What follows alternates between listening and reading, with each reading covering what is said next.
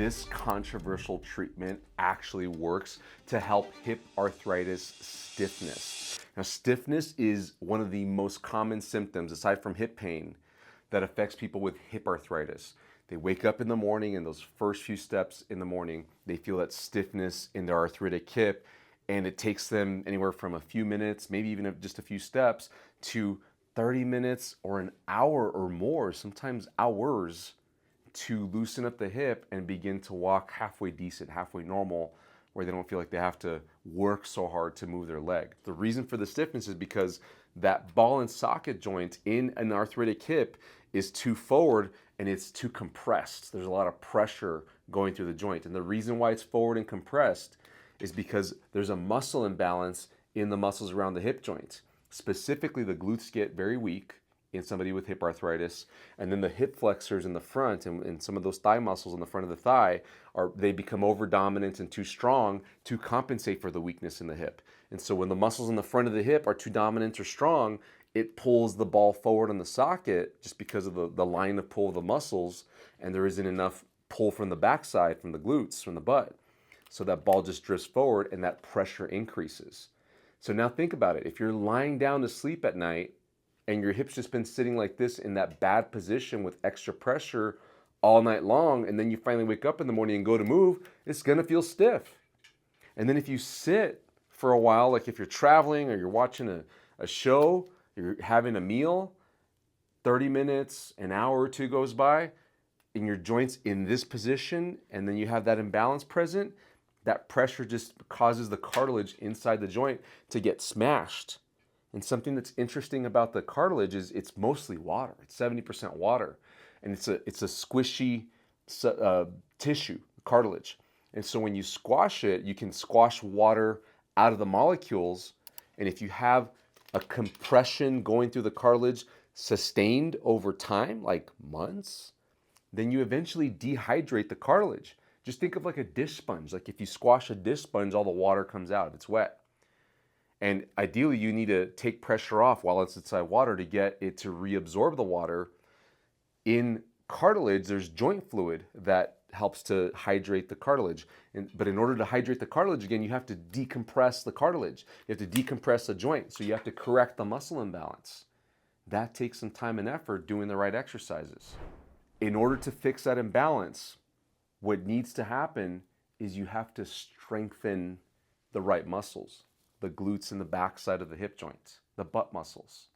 This is where it gets controversial because most people think that in order to combat the stiffness in your hips that you experience in the morning, or if you get up after sitting for a long time, that you need to stretch.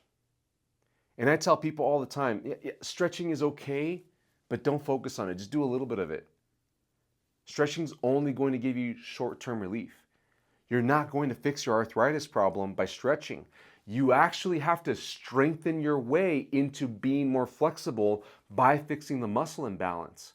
And you're not going to feel it right away. And this is why it gets controversial, because if you do too much exercise, you can start to use the wrong muscles and temporarily increase the stiffness right after the exercise or in a day or two after the exercise. But if you do it the right way, if you target the right muscles, the glute muscles, and the exercise isn't too much, you dose it correctly, you give yourself the right amount of exercise, then you can do this in a way where it doesn't increase your stiffness and it actually even feels good. We have people in our hip arthritis recovery program that consistently have to find that sweet spot where they're not exercising too much, but they're exercising enough and they're exercising the right muscles, or not turning on other muscles that are wanting to reflexively turn on because they've been compensating with those muscles this whole time.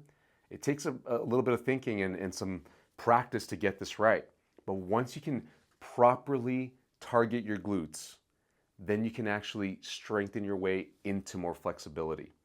And it doesn't make sense at first, even for healthcare professionals. How can you actually gain more flexibility by getting stronger? Because the pictures you have in your head is of those bodybuilders doing curls and picking up very heavy weights, and then they get giant muscles, and then they can't reach their shoulders. The reason why they can't reach their shoulders is because these muscles back here are overdeveloped and they don't give, and so they can't get there. You know, I don't have massive biceps, but I work on my strength some. I got a little bit of a bicep here. I can touch my shoulder just fine because I don't have a muscle imbalance in my elbow. Those people that can't reach themselves very well like this, they have an imbalance in between this muscle and this muscle. This muscle's actually too weak and this one's too strong, and so they can't get there because this one doesn't give up and allow them the range of motion in their joint to reach their shoulder. Similar things are happening here in the hip with your hip arthritis stiffness.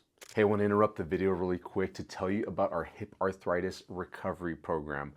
This program has 3 major components in it that you can take advantage of. One is it's got a curriculum. It tells you exactly what to do to heal your hip arthritis, to go from not being able to walk, having pain in the mornings, stiffness in the mornings, fear that you're going to have a hip replacement eventually. It tells you all the steps in the curriculum, but then we've also got coaching. You get group coaching that's live with me and my recovery coaches, plus you get into a community of other people that are on the same journey as you, trying to avoid having the hip replacement and getting back to doing the things that they love to do. Learn more about this program, the Hip Arthritis Recovery Program, in the link below here in the description. Back to the video.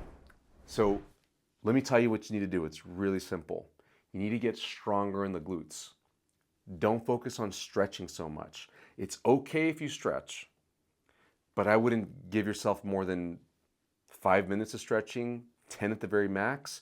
And most importantly, don't stretch with the expectation that your hip arthritis is going to improve day to day. You might get a little bit of an improvement maybe after 2 or 3 days, but then what people experience is diminishing returns. For the same amount of stretching, they don't get as flexible as they could. And it's because stretching doesn't fix the imbalance. It's the ball is still not aligned in the socket and the muscle imbalance is still there. And if you stretch to get your joint to go up or out, or you rotate your leg, like all that's going to improve a little bit, but it's not going to rehydrate the cartilage. It's not going to decompress the joint. It can even be painful for some people in the joint because they're adding more compression to it. So just be careful not to hurt yourself if you're going to stretch.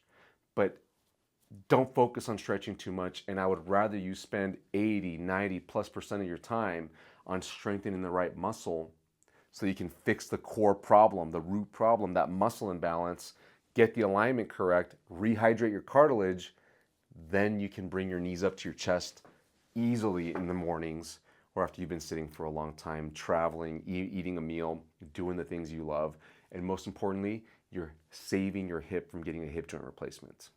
Hey, if you want to learn why 20% of people with hip arthritis give up and how to avoid a hip replacement surgery, check out this video right here.